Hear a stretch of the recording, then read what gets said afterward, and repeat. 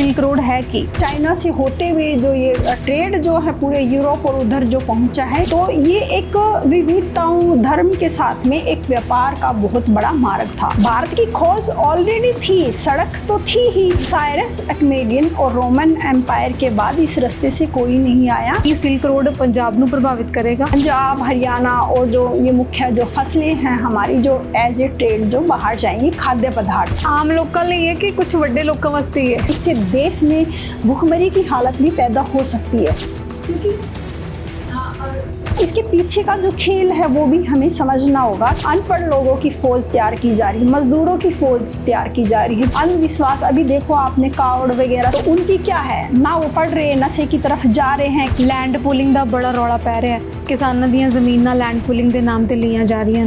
MSP न देने का रीजन भी सिल्क रोड ही है। अडानी अंबानी कुछ चंद लोगों के ही है, उनको फसल कहाँ से चाहिए, किसानों से चाहिए। गुलामों से भी बुरी हालत होने वाली है। इनकी सबसे बड़ी पॉलिसी यही है, किसानों को तोड़ो। जिहड़ी गेम है पंजाब दी बर्बादी के लिए रची गई है। इसमें सबसे बड़ा जो हम बाधा जिसको बोल सकते हैं ना, वो किसान ही आ रहे हैं। जंग तो एक दिखावटी थी, जंग कुछ नहीं था। हिंदुस्तान और पाकिस्तान का आपस में टकराव है, सिर्फ लोगों को डराने के लिए, खौफ में लाने के लिए युद्ध है। उसमें सिर्फ किसान नहीं मरने वाला, ये जो छोटे उद्योगपति हैं वो, उनको कोई भी इसमें प्रॉफिट नहीं है। ना चाहते हुए भी किसानों को फसलें देनी पड़ेंगी।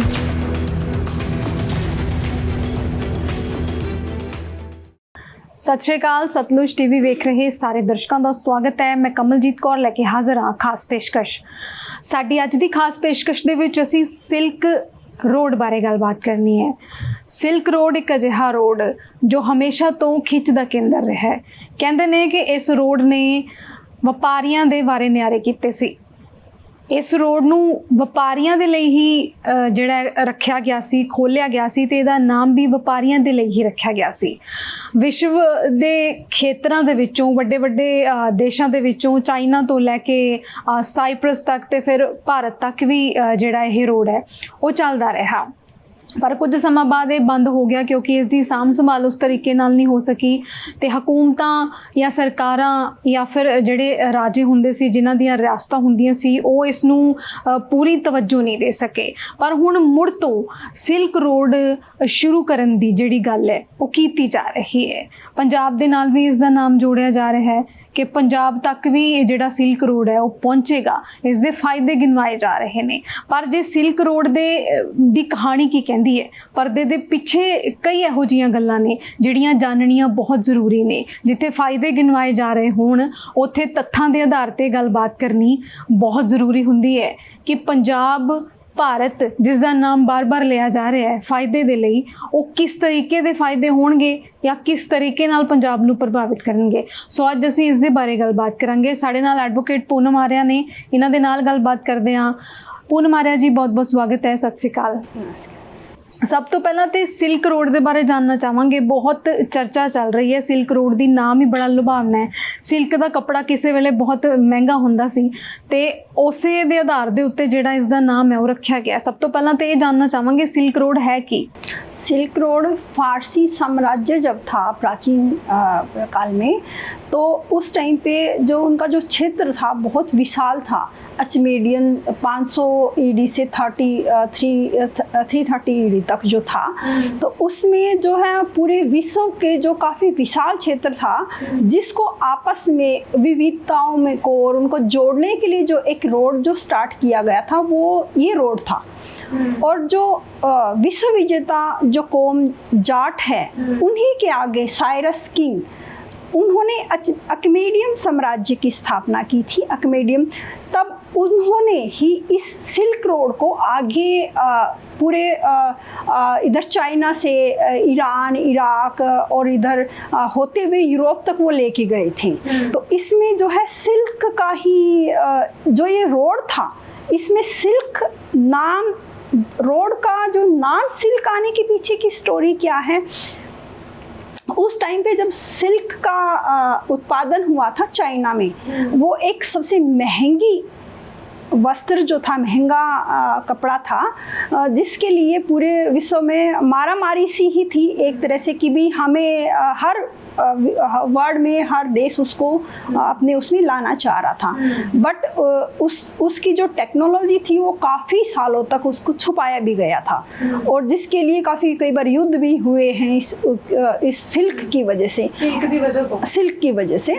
और जो मुद्रा का जो था ना, व्यापार जो होता था उस टाइम पे सिल्क का होता था। कहते सोने तो भी महंगा होता था। हाँ बिल्कुल, उस टाइम पे था। और जो मुद्रा के रूप में इसको क्रेता विक्रेता का इसको किया जाता था। तो इसी वजह से इसका नाम जो है, चाइना से होते हुए जो ये ट्रेड जो है पूरे यूरोप और उधर जो पहुंचा है, इसका नाम सिल्क रोड रखा गया था। फिर दोबारा शुरू होने ਦੀਆਂ ਚਰਚਾਵਾਂ ਹੋ ਰਹੀਆਂ ਨੇ ਵੀ ਸਿਲਕ ਰੋਡ ਦੁਬਾਰਾ ਸ਼ੁਰੂ ਹੋਣ ਜਾ ਰਿਹਾ ਹੈ ਤੇ ਭਾਰਤ ਦਾ ਨਾਮ ਆਉਂਦਾ ਹੈ ਕਿ ਭਾਰਤ ਦੇ ਵਿੱਚੋਂ ਇਹ ਲੰਘੇਗਾ ਸਿਲਕ ਰੋਡ ਤੇ ਫਿਰ ਭਾਰਤ ਦੇ ਰਸਤਿਓਂ ਪੰਜਾਬ ਦੇ ਵਿੱਚ ਵੀ ਆਏਗਾ। ਇਹ ਵੀ ਚਰਚਾ ਚੱਲ ਰਹੀ ਹੈ। सिल्क रोड जो है वो पहले से ही है, काफ़ी टाइम आपको अभी बताया कि 330 ईडी से ही है, जो एक रोड का जो रास्ता था जहाँ से सारे ट्रेड होते थे। इंडिया से भी जैसे खनिज खाद्य पदार्थ हैं, मसाले, इनका होता था, कहीं से कालीन का होता था। ये सिर्फ एक व्यापार का ही रास्ता नहीं था, इससे हमारी संस्कृति धर्म भी एक जगह से दूसरी जगह पे जा रहे थे। उधर अफ्रीका, उधर यूरोप, उधर एशिया, सारे उसमें जा रहे थे। तो ये एक विविधताओं धर्म के साथ में एक व्यापार का बहुत बड़ा मार्ग था, जो बाद में पहले क्या था, इस मार्ग को साइरस जो थे अकमेडियन के, उन्होंने उनका संरक्षण दे रखा था कि वो इतना बड़ा जो एरिया था 6770 समथिंग था जो इसका जो एरिया है। तो उस इतने बड़े रोड की सुरक्षा जो उस टाइम पे राजाओं के द्वारा दी जाती थी, जो साइरस जो देते थे। उसके बाद पर्सिया उन्होंने किया इस मार्ग पे जो आने जाने वालों का संरक्षण। फिर जो है जब ईसाई जब आए तो उस टाइम पे इस रोड पे जो है लड़ाई झगड़े दंगे और ये लूट मार स्टार्ट होगी, जिसकी वजह से ये इतना मतलब इफेक्टिव नहीं रहा, तो इसको बंद कर दिया गया था। तो ब्रिटिश जब आए थे तो उन्होंने इस मार्ग की बजाय समुंदर का रास्ता ज़्यादा सेफ लगा और समुंदर के रास्ते से व्यापार शुरू किया, जो हाल में जो चल रहा है। तो वास्को जैसे पुर्तगाली जब आए थे तो कहते हैं भारत की खोज जब हुई है, तो वो भारत की खोज ऑलरेडी थी, सड़क तो थी ही, तो समुंदर के रास्ते जब आए थे तो तब वो लोग उन्होंने वो रास्ता अपनाया था समुंदर वाला। तब ये मार्ग जो जब मुगल ब्रिटिश जब आए थे तो ये मार्ग समुंदर का जो मार्ग स्टार्ट हुआ, समुद्री जो व्यापार स्टार्ट हुआ था। तो फिर उसके बाद इसको बंद कर दिया गया था, क्योंकि कोई ऐसा राजा नहीं था जो मास लेवल पे पूरे वर्ल्ड लेवल पे उसकी संरक्षण देश के साइरस के बाद में पुर्तगाल और उनके जो पर्सियन, उनके बाद में कोई ऐसा राजा आया नहीं, तो इसको बंद करना उचित समझा उस टाइम पे। अभी फिर जब मुगल आए थे तो उन्होंने भी इस रास्ते को खोला और स्टार्ट किया, बट वो भी कुछ टाइम के बाद फिर बंद हो गया था। तो इस तरीके से ये सिल्क रोड की जो है कहानी जो चल रही है। साइरस अकमेडियन और रोमन एम्पायर के बाद इस रास्ते से कोई नहीं आया और ये बंद कर दिया गया। पंजाब की गल पूनम जी बार बार इसलिए आती है क्योंकि ਪੰਜਾਬ ਦੇ ਵਿੱਚ ਵਪਾਰ ਸ਼ੁਰੂ ਕਰਨ ਦੀ ਜਿਹੜੀ ਮੰਗ ਹੈ ਉਹ ਲੰਬੇ ਸਮੇਂ ਤੋਂ ਉੱਠ ਰਹੀ ਹੈ, ਕਿਉਂਕਿ ਪੰਜਾਬ ਦੇ ਰਾਹੀਂ ਜਦੋਂ ਵਪਾਰ ਅਫਗਾਨਿਸਤਾਨ ਨੂੰ ਹੁੰਦਾ ਸੀ ਜਾਂ ਹੋਰ ਦੇਸ਼ਾਂ ਨੂੰ ਹੁੰਦਾ ਸੀ ਤਾਂ ਪੰਜਾਬ ਬੜਾ ਖੁਸ਼ਹਾਲ ਸੀ। ਤੇ ਮੈਂ ਇਹ ਜਾਣਨਾ ਚਾਹੁੰਦੀ ਹਾਂ ਕਿ ਇਹ ਜਿਹੜਾ ਸਿਲਕ ਰੋਡ ਹੈ ਜੇ ਪੰਜਾਬ ਦੇ ਵਿੱਚੋਂ ਦੀ ਲੰਘਦਾ ਤਾਂ ਕੀ ਪੰਜਾਬ ਦੇ ਜਿਹੜੇ ਵਪਾਰਿਕ ਰਸਤੇ ਨੇ ਉਹ ਖੁੱਲਣਗੇ ਜਾਂ ਵਪਾਰਿਕ ਸੰਬੰਧ ਨੇ ਦੂਜੇ ਦੇਸ਼ਾਂ ਦੇ ਨਾਲ ਉਹ ਸੁਖਾਵੇਂ ਹੋਣਗੇ ਤੇ ਪੰਜਾਬ ਦੀ ਜਿਹੜੀ ਆਰਥਿਕ ਸਥਿਤੀ ਹੈ ਉਹ ਸੌਖੀ ਹੋਏਗੀ? ਕੀ सिल्क रोड पंजाब ਨੂੰ प्रभावित करेगा? बिल्कुल करेगा। इवन पंजाब को ही नहीं, पूरे देश को प्रभावित करेगा, ये पूरे वर्ल्ड लेवल पे प्रभावित करेगा। जो सिल्क रोड है ये चाइना से होता हुआ इंडिया, ईरान, इधर अफ़गानिस्तान, इराक, इधर से होता है यूरोप में, पूरा मतलब एशिया, यूरोप और अफ्रीका तक है ये। तो जो ट्रेड जो सबसे बड़ा जो इंडिया का, जो अगर हम सिल्क रोड की बात करें तो सिल्क रोड में मैक्सिमम जो खाद्य पदार्थों का ही पहले टाइम पे और जो मसालों का ही व्यापार होता था इंडिया से। जो अभी देखा जाए तो अगर हम इंडिया में देखें तो नॉर्थ इंडिया में ही ऐसा है कि हमारी सप्लाई जो है डिमांड से ज़्यादा है। बाकी अदर इंडिया के जो और स्थान हैं वहाँ पे डिमांड एंड सप्लाई इक्वल है, इतना मतलब आउटपुट है नहीं। अगर ट्रेड देखा जाए तो दिल्ली सेंटर हमारा जो है ट्रेड का सबसे बड़ा सेंटर है, जहाँ से पंजाब, हरियाणा और जो ये मुख्य जो फसलें हैं हमारी जो एज ए ट्रेड जो बाहर जाएंगी, खाद्य पदार्थ जिनको अगर हम समुद्र के रास्ते से लेके जाते हैं तो महीना लग जाता है, वो चीज़ें खराब हो जाती हैं और ट्रांसपोर्ट इतना लग जाता है। और एक महीना जब किसी चीज़ में लगता है तो उसकी वो क्वालिटी भी नहीं रहती, वो मेंटेन नहीं कर पाता। तो इस वजह से अगर हम दिल्ली से कोई भी ट्रक अगर चलता है ईरान, इराक और अफगानिस्तान इधर से होता हुआ यूरोप में जाता है तो मैक्सिमम उसको हार्डली 5 to 7 डेज लगेंगे। वही चीज़ अगर हम 1 मंथ के बाद में पहुंचा रहे हैं और वही चीज़ हम 7 दिन में पहुंचा रहे हैं, क्वालिटी भी मेंटेन कर रहे हैं, हर चीज़ है, तो ये एक प्रॉफिट का बहुत बड़ा मार्ग है। प्रॉफिट आम लोग के लिए कि कुछ बड़े लोग का वास्ते है? हाँ, ये प्रॉफिट आम लोगों के लिए कोई प्रॉफिट का नहीं है, ये कुछ चंद व्यापारी लोगों के लिए है। मैं कहती हूँ कि छोटे व्यापारियों के लिए भी ये कोई प्रॉफिट का नहीं है। इससे देश में भुखमरी की हालत भी पैदा हो सकती है, क्योंकि जितने भी आप इंडिया में देखो कितने रोड बने हैं, नॉर्थ इंडिया में कितने रोड बने हैं, हाँ, सड़कों का जाल बिछा हुआ है। और हर सड़क पे पंजाब है या हरियाणा है, गोदाम बड़े बने हुए हैं, बड़े बड़े गोदाम हैं, जहाँ से सीधी ट्रॉली निकल के उधर रोड पे जाती है। सिल्क जो हमारा जो रोड जो जिसकी हम बात कर रहे हैं, तो ये क्या है, इसके पीछे का जो खेल है वो भी हमें समझना होगा कि ये किस तरीके से इसको मतलब अप्लाई किया जा सकता है या नहीं किया जा सकता। कि अब हम देखते हैं कि इंडिया में धर्म का कितना ज़्यादा प्रचार हो रहा है, अंधविश्वास, पाखंडी, रोज़ नए कुकरमुत्तो जैसे बाबा जो पैदा हो रहे हैं आजकल, जिनको कोई जानता नहीं था, एकदम से पता चलता है कि वो बहुत बड़े लेवल पे बाबा बन गया। उसके पीछे कौन है, किसका हाथ है उन सब के पीछे? अपने स्कूल हैं, स्कूल की शिक्षा इतनी महंगी हो गई है कि बच्चे पढ़ ही नहीं पाएंगे। अशिक्षित अनपढ़ लोगों की फ़ौज तैयार की जा रही है, मज़दूरों की फ़ौज तैयार की जा रही है। क्यों की जा रही हैं? किसी भी आप अपनी सरकार के बड़े कार्यालयों को देखो, बड़े बड़े 5 स्टार जैसे कार्यालय हैं, वो पैसा कहाँ से आया?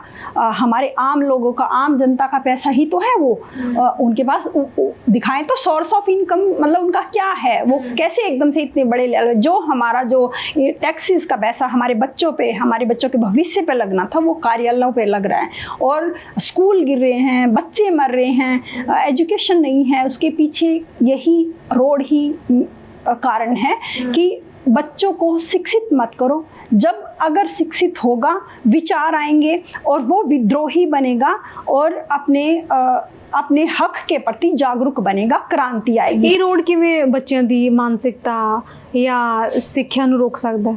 वही जब हम अनपढ़ की फौज तैयार कर लेंगे, विद्रोह नहीं होगा, क्रांति नहीं होगी, तो फिर किस तरीके से हम एक कहते हैं भेड़ को, एक भेड़ को स्टार्ट कर दो, सारी भेड़ उधर की साइड चली जाएंगी, क्योंकि वो माइंड से सोच नहीं पाती। ऐसे ही अनपढ़ इलिटरेट बच्चे जो तैयार किए जा रहे हैं, अंधविश्वास, अभी देखो आपने कावड़ वगैरह से कितना मतलब ये सब कुछ क्या है, एजुकेशन कहाँ है, इनमें क्या सिखाया जा रहा है? जब बच्चे इलिटरेट होंगे, बच्चे अनपढ़ होंगे, खेती का जो है MSP वगैरह दिया नहीं जा रहा, खेती के तो उनकी क्या है, ना वो पढ़ रहे, नशे की तरफ जा रहे हैं, खेती में इतना हो नहीं रहा, फ्री बहुत लो लेवल पे उनको मजदूर मिल जाएंगे।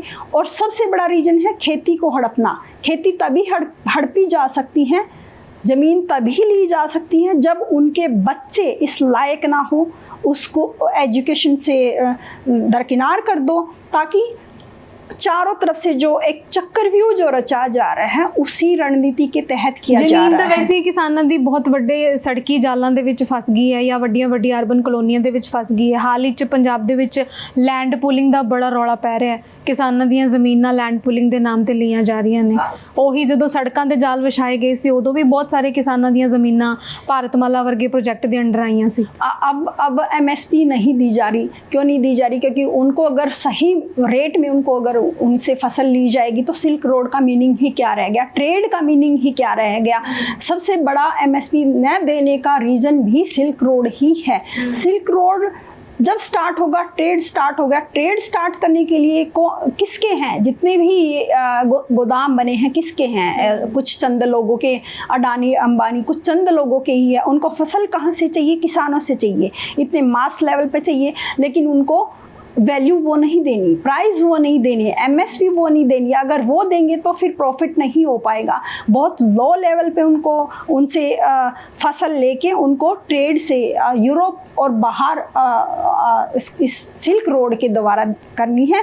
जो चीज़ 25 पैसे या 25 रुपए में मिलनी है वही चीज़ बाहर जाके वो 100 रुपये में 150 रुपये में करेंगे। और आज जो मक्की हम 2 रुपये में ले रहे हैं वही मक्की पैकेट में पैक होके आपको 250 रुपये में भी मिलने वाली है। ਵੱਡੇ ਵੱਡੇ ਮੌਲਸ ਦੇ ਵਿੱਚ ਅਸੀਂ ਦੇਖਦੇ ਆਂ ਇਹ ਚੀਜ਼ ਹੁੰਦੀ ਹੈ। हाँ, तो ये सारा का सारा पैकिंग का सिस्टम जो है सिल्क रोड से ही कनेक्टेड है। ਇਸ ਪਿੱਛੇ ਮਾਸਟਰਮਾइंड ਕੌਣ ਹੈ ਕਿ ਸਿਲਕ ਰੋਡ ਬਣਾਇਆ ਜਾਏ, ਟ੍ਰੇਡ ਨੂੰ ਵਧਾਵਾ ਦਿੱਤਾ ਜਾਏ, ਖੇਤੀ ਖਤਮ ਕੀਤੀ ਜਾਏ? कोरोना टाइम के बाद से ही सारा पूरा अगर हम देखें तो वर्ल्ड का जो सारा फोकस जो है खाद्य पदार्थों पे आया है। और खाद्य पदार्थ का मैक्सिमम आउटपुट कौन करता है? एक्सपोर्टर कौन है? इंडिया है। तो इंडिया के ऊपर सबकी निगाहें हैं, उनकी ज़मीन पे निगाहें हैं। तो इसमें पूरे वर्ल्ड लेवल पे ही शामिल है। हम ये नहीं कह सकते इंडिया तो एक मोहरा है और उस मोहरे में भी जो चंद लोग हैं, कठपुतलियाँ हैं उन्हीं लोगों की जो पूरे इंडिया को कंट्रोल करना चाह रही हैं। और इस रोड के द्वारा वो लोग जो गेम जो खेला जाएगा एक फिर से मतलब हम गुलाम थे ना, गुलामों से भी बुरी हालत होने वाली है। ज़मीनें चली जाएंगी, वैल्यू नहीं दी जाएगी, इलिटरेट बच्चे होंगे। तो मतलब कोई सा भी ऐसा रास्ता नहीं है जहाँ से निकाला जा सके। और किसानों को के अलग अलग ग्रुप बना दिए गए हैं, किसानों को अलग अलग संगठन बन चुके हैं। इनकी सबसे बड़ी पॉलिसी यही है किसानों को तोड़ो। संगठन अलग अलग होंगे, किसान टूटेंगे, उनमें एकता नहीं होगी। और जब एकता नहीं होगी तो इनकी तो प्लानिंग सक्सेसफुल होनी ही है। तो ये सारा जो गेम है अभी इसी के ऊपर ही आधारित है कि ज़मीन को कैसे भी लिया जाए, सारा जो खाद्य पदार्थ से रिलेटेड है उसको कैसे कंट्रोल किया जाए। ਕਿ ਖਾਸ ਤੌਰ ਤੇ ਇਹ ਜਿਹੜੀ ਗੇਮ ਹੈ ਪੰਜਾਬ ਦੀ ਬਰਬਾਦੀ ਦੇ ਲਈ ਰਚੀ ਗਈ ਹੈ? ਕਿਉਂਕਿ ਪੰਜਾਬ ਦੇ ਵਿੱਚ ਕਿਸਾਨਾਂ ਦਾ ਹਾਲ ਹੀ ਦੇ ਵਿੱਚ ਜੋ ਸਿਸਟਮ ਦੇਖਣ ਨੂੰ ਮਿਲ ਰਿਹਾ ਹੈ, ਲੈਂਡ ਪੂਲਿੰਗ ਸਕੀਮ ਦੇ ਤਹਿਤ ਵੱਖ-ਵੱਖ ਸਕੀਮਾਂ ਆਉਂਦੀਆਂ ਨੇ ਜ਼ਮੀਨਾਂ ਖਰੀਦਣ ਦੇ ਲਈ, ਜ਼ਮੀਨਾਂ ਹੜੱਪਣ ਦੇ ਲਈ, ਤਾਂ ਕਿ ਇਹ ਸਿਲਕ ਰੋਡ ਵੀ ਉਸੇ ਦਾ ਹੀ ਇੱਕ ਪਾਰਟ ਹੈ, ਉਹੀ ਉਸੇ ਗੇਮ ਦਾ ਇੱਕ ਐਪੀਸੋਡ ਹੈ ਕਿ ਪੰਜਾਬ ਨੂੰ ਬਰਬਾਦ ਕੀਤਾ ਜਾਏ? हाँ, उसी का ही पार्ट हम कह सकते हैं इसको कि जो ये बड़ी बड़ी बिल्डिंग्स आ रही हैं किसानों को एक तरह से ऐसे नहीं तो ऐसे लालच में लेके, और वैसे तो कई बार तो वैसे भी छीनी जा रही, लालच में लेके बस उन मेन मोटिव जो है पूरे यूरोप का लगाओ, मतलब जो अपना इधर सबका जो मेन मोटिव है इंडिया की ज़मीन के ऊपर फोकस है। और वो ज़मीन उपजाऊ ज़मीन कहाँ है? नॉर्थ इंडिया में। नॉर्थ इंडिया में भी सबसे बेस्ट ज़मीन अगर मानी जाए तो हरियाणा और पंजाब ही उसमें आते हैं। तो इसलिए सारा फोकस यहाँ पे है।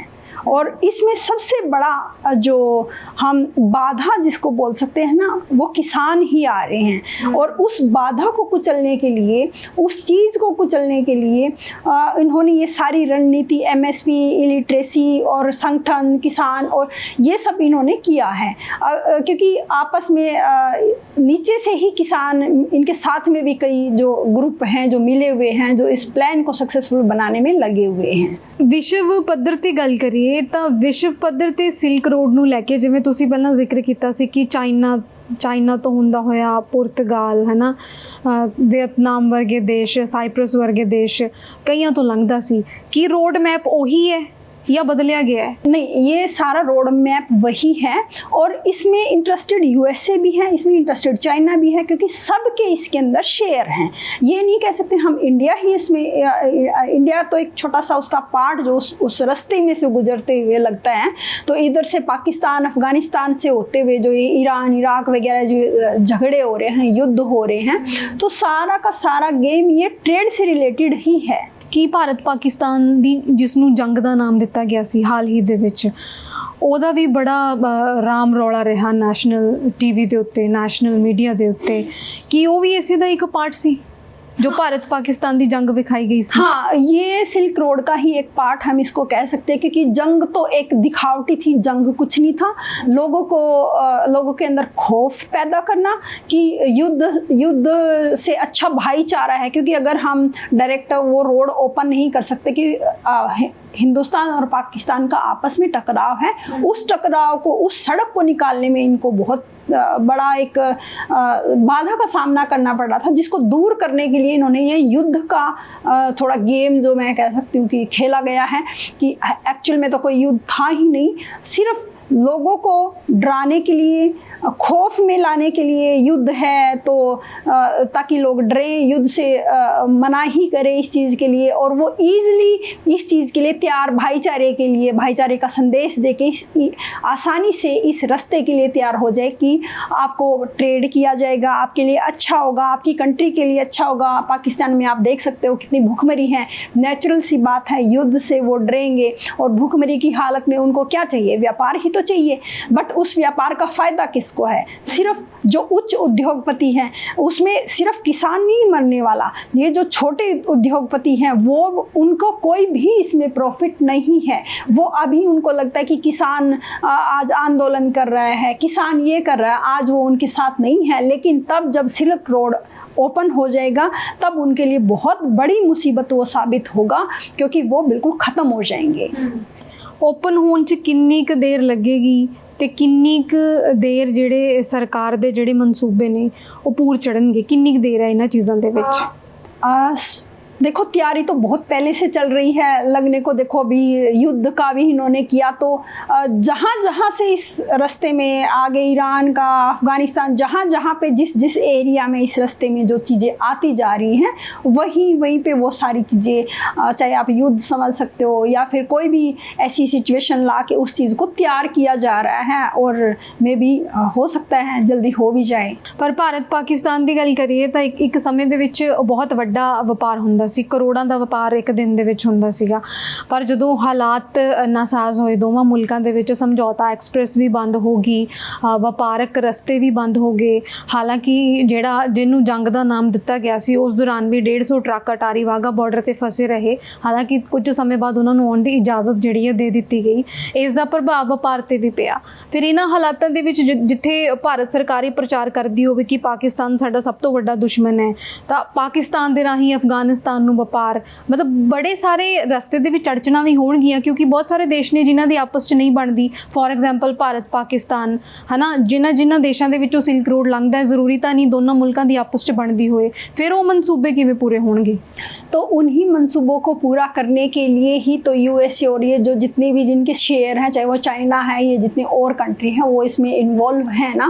अभी बोलते हैं कि युद्ध रुक गया, युद्ध एक्चुअल तो हुआ ही नहीं था, रुकेगा तो जब हुआ ही नहीं, तो ये सारा अब हिंदुस्तान और पाकिस्तान के भाईचारे की बात करें कि आप आपस में भाईचारा करो, युद्ध ना करो, तो ये सहमति तो स्टार्ट हो गई ना। अब थोड़े दिनों के बाद ये भाईचारे का राग अलापेंगे, हिंदुस्तान पाकिस्तान भाई भाई, ये और ये सब करके ये सारा सिल्क रोड का ही गेम। ऐसे ही आगे हर कंट्री में इनका जो है प्लान, स्ट्रेटेजी इनकी बनी हुई है। ਜਿਵੇਂ ਤੁਸੀਂ ਅਨਪੜ੍ਹਤਾ ਦੀ ਗੱਲ ਕੀਤੀ ਵੀ ਇਹਦੇ ਨਾਲ ਅਨਪੜ੍ਹਤਾ ਵਧੇਗੀ, ਸਿੱਖਿਆ ਘਟੇਗੀ, ਬੇਰੁਜ਼ਗਾਰੀ ਵਧੇਗੀ, ਕਿਸਾਨਾਂ ਦੀ ਜ਼ਮੀਨ ਜਾਏਗੀ। ਅਨਪੜ੍ਹਤਾ ਵਾਲਾ ਕਨਸੈਪਟ ਸਮਝਾਓ ਕਿ ਸਿਲਕ ਰੋਡ ਦੇ ਰਾਹੀਂ ਅਨਪੜ੍ਹਤਾ ਨੂੰ ਵਧਾਵਾ ਦੇਣ ਦੀ किस तरह कोशिश की जा रही है? क्योंकि किसान का जो फैमिली कौन है, परिवार कौन है, उसके बच्चे एजुकेशन लेंगे, उसके बच्चे रोज़गार लेंगे, उसके बच्चे बाहर जाएंगे। अभी आपको पता है इंडिया का वीज़ा काफ़ी जगह पे काफ़ी जगह पे जैसे यूएसए की तरफ से और काफ़ी ऐसे हैं कि बैन कर दिया गया है या फिर बिल्कुल ही नॉमिनल सा दिया जा रहा है। उसके पीछे रीज़न यही कि बच्चे बाहर ही ना जाए, उनका सोर्स ऑफ इनकम ही ना हो। अगर सोर्स ऑफ इनकम होगा तो किसान अपनी ज़मीन क्यों बेचेंगे, किसान अपनी इस हालात में क्यों आएंगे। उनको हालात में अगर हमने कोई चीज़, कोई स्ट्रेटजी, अगर हमने यहाँ पे अगर कोई पौधा लगाना है तो उसके लिए हमें उठा के तो लाना पड़ेगा नर्सरी से और फिर ही लगाया जाएगा ना। तो ये एक किसान एक नर्सरी है, उसका पौधा कहाँ से आता है, उसकी फैमिली से आता है। पौधे को जड़ से ख़त्म कर दोगे तो नर्सरी क्या कर लेगी। तो बच्चों को जड़ से ख़त्म कर रहे हैं इलिटरेट करके, बाहर उनके लिए ऐसा माहौल क्रिएट कर दिया गया। तो सारी जो किसान की जो फैमिली है, किसान का जो परिवार के ऊपर ही डिपेंड उसमें ही तो है ना। जब वही ठीक नहीं रहेगी तो किसान कहाँ से क्या करेगा, क्या आउटपुट है। फसल इतनी हो नहीं रही और दाम इतने दिए नहीं जा रहे। एक ही रास्ता था कि बच्चे रोजगार से कमाए या फिर बाहर से कमाए। जो ऐसे बहुत सारे हमारे पंजाब में बच्चे जो बाहर से हेल्प करते थे पेरेंट्स की और उनकी अच्छी हो, बट अब वो भी बंद हो गया। तो यही इलिटरेसी और किसान और सिल्क रोड का यही तालमेल, यही बीच में है उनका जो गेम जो है समझना चाहिए हम लोग। ਤੁਸੀਂ ਜ਼ਿਕਰ ਕੀਤਾ ਸੀਗਾ ਵੀ ਗੁਲਾਮੀ ਵੱਲ ਵੱਧ ਰਹੇ ਆ, ਸਿਲਕ ਰੋਡ ਕਿਵੇਂ ਗੁਲਾਮ ਬਣਾਏਗਾ। सिल्क रोड गुलाम इसलिए बनाएगा क्योंकि जो बहुत सस्ते दामों में, ना चाहते हुए भी किसानों को फसलें देनी पड़ेंगी, ना चाहते हुए, क्योंकि बच्चे अनपढ़ हैं, नशाखोर हैं, हालात घर के इतने ख़राब है कि जो हमारे पास कोल्ड स्टोरेज नहीं है। किसान की जो फसल हम मार्केट में लेके जाते हैं, कई बार क्या होता है कि उसकी वैल्यू इतनी कम होती है कि वो सड़कों पे फेंक जाते हैं। आपने देखा होगा कि आलू सड़कों पे फेंक दिए, टमाटर सड़कों पे फेंक दिए। तो किसान का तो लॉस ही हुआ ना, उसको तो प्रॉफिट नहीं हुआ। तो वही चीज़, उसी प्रॉफिट, उसी चीज़ का जो फ़ायदा ये लोग उठाएंगे। कोल्ड स्टोरेज बने हैं जितने आपने देखा होगा हाईवे के ऊपर, अडानी है, अंबानी है या कुछ चंद लोग हैं उनके, वो सारी चीज़ें बहुत लो रेट में कोल्ड स्टोरेज में लेंगे जब, और फिर उसी का ही बाहर ट्रेड करेंगे, प्रॉफिट कमाएंगे। और जब फसल आने का टाइम होगा उस टाइम पे वो खरीदेंगे ही नहीं, क्योंकि ऑलरेडी कोल्ड स्टोर में है उनके, तो खरीदेंगे नहीं। तो क्या होएगा, उनकी वैल्यू, उनका उस जो फसल की कीमत है वो कम होएगी। जो वैल्यू किसान चाहता है वो मिल ही नहीं पाएगी। जो चीज़ पहले 2 रुपए में दे रहा था वो 1 रुपए में देने के लिए तैयार हो जाएगा। ऐसे ही एक विशियस सर्कल ऑफ पॉवर्टी का जो हम बोल सकते हैं, ऐसे ही किसान उसमें धंसता चला जाएगा और उसके पास ज़मीन को छोड़ने के अलावा कोई रास्ता नहीं रहेगा। सिर्फ मजदूर, इंडिया एक मजदूर वर्ग बन के रह जाएगा। ਐਡਵੋਕੇਟ ਪੂਨਮ ਆਰਿਆ, ਸੁਣਨ ਦੇ ਵਿੱਚ ਤਾਂ ਇਹ ਵੀ ਆਉਂਦਾ ਹੈ ਕਿ ਸਿਲਕ ਰੋਡ ਕਸ਼ਮੀਰ ਦੇ ਵਿੱਚ ਵੀ ਜਾਂਦਾ ਹੈ ਤੇ ਉਸ ਘਾਟੀ ਦੇ ਵਿੱਚ ਵੀ ਜਾਂਦਾ ਹੈ ਜਿੱਥੇ 26 टूरिस्ट मारे गए सी। इस दे पीछे दी कहानी की है। मतलब सिल्क रोड उधर से होता हुआ जाता है, बट घाटी का तो मैं यही कहूँगी कि जो पीछे जो 26 लोग मारे गए, तो इंडिया का बहुत बड़ा उसमें फॉल्ट रहा है। मैं तो यही कहूँगी कि इंडियन की कुछ लोग वहाँ पे गिने चुने 2-4 लोग वहाँ आते हैं और ऐसा दुर्गम रास्ता जहाँ से किसी व्हीकल से नहीं जाया जा सकता, सिर्फ पैदल ही जाया जा सकता है। और वहाँ ये इतनी बड़ी दुर्घटना करके, इतना बड़ा हादसा करके निकल जाते हैं। वो निकल कैसे सकते हैं हमारे देश में, हमारे देश के अंदर क्या कर रही है सेना, क्या कर रही है हमारे देश की गवर्नमेंट, और वो कैसे निकल गए। क्या उनका हाथ हो सकता है उसके अंदर कि किस तरीके से वो निकले। अगर उस रास्ते, दुर्गम रास्ते से क्या हमारी आर्मी कहाँ बैठी हुई थी। तो ये भी एक सोचने वाली बात है कि इसके पीछे कौन था और क्या ये सच में ही युद्ध का सबसे बड़ा रीजन रहा है। मुझे नहीं लगता कि ये युद्ध का रीजन, सारा प्री प्लान, सारा साजिश के, सारी ऐसे ही दिखावटी लग रहा है। अगर सच होता तो, अगर कुछ होता तो फिर क्यों नहीं हमारी आर्मी या फिर हमारे पकड़ क्यों नहीं पाए वहाँ पे उनको इतने दुर्गम रास्ते से जब वो निकले हैं। टूरिस्ट किवें प्रभावित हुए? देखो, धारा 370 से तो टूरिस्ट प्रभावित नहीं हुआ, इसी दुर्घटना की वजह से हमारा जो है इफेक्ट हुआ है टूरिस्ट प्लेस। क्योंकि आपने देखा होगा पिछले टाइम से काफ़ी ज़्यादा प्रमोट, काफ़ी ज़्यादा उसमें टूरिस्ट जो लोग जो जा रहे थे, एक तरह से हम कहते हैं स्वर्ग या फिर जन्नत, हम अपने कश्मीर को, जम्मू को हम बोल सकते हैं।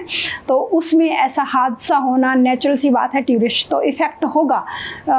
तो रही बात धारा 370 हटी, उसमें कितने आम लोगों ने वहाँ पे ज़मीनें खरीदी, किसके लिए वो हटी है? क्या आम पब्लिक वहाँ तक पहुँच पाई है? क्या आम पब्लिक ने वहाँ ज़मीनें खरीदी हैं? नहीं, कुछ चंद लोगों ने। और वो चंद लोग कौन हैं? और कौन सी वहाँ पे खदान निकली है? लिथियम की खदान निकली, और उस एरिया में किसने ज़मीन खरीदी है? तो क्या इसका गेम क्या आम पब्लिक समझ नहीं पा रही है? क्या वहाँ से जो निकला है, लिथियम की जो खदान निकली है, क्या वो सिल्क रोड से क्या हम वो ट्रेड नहीं होगा? जो वर्ल्ड लेवल पे जिस चीज़ की बहुत कमी है आजकल, जो गाड़ियाँ चल रही हैं, इलेक्ट्रिकल गाड़ियाँ, हर चीज़ में तो हमें चाहिए ना। तो वो आता कहाँ से है? वो खदान जो निकली है ना, वो भी एक बहुत बड़ा रीजन है टूरिस्ट को इफ़ेक्ट करने का। और उस सिल्क रोड से कनेक्टेड जो वो ट्रेड जो है पूरे वर्ल्ड लेवल पे जाएगा, जिसमें इंटरेस्टेड आप एशिया, यूरोप, अफ्रीका और ये सारे, चाइना, जो सारे के सारे इंटरेस्टेड है। इवन यूएसए का तो काफ़ी ज़्यादा इंटरेस्ट इन चीज़ों में है। बहुत बहुत शुक्रिया एडवोकेट पूनम आर्या। सो इसी अज की खास पेशकश बेहद गंभीर है, सोचण का विषय है कि हुण पंजाब नूं बर्बाद करन दे लई सिल्क रोड आ रहा है। बड़ी चिंताजनक जिहड़ी गल है, इस दे उत्ते विचार चर्चा करनी बेहद ज़रूरी है, तो इस दे सिट्टे की होणगे उन्हां दे बारे जान लेना भी बेहद ज़रूरी है। अगले एपीसोड दे विच फिर हाज़र होवांगे किसी होर अहम मसले दे नाल। तद तक लई तुसीं वेखदे रहो सच दा निरंतर वहदा दरिया सतलुज टीवी।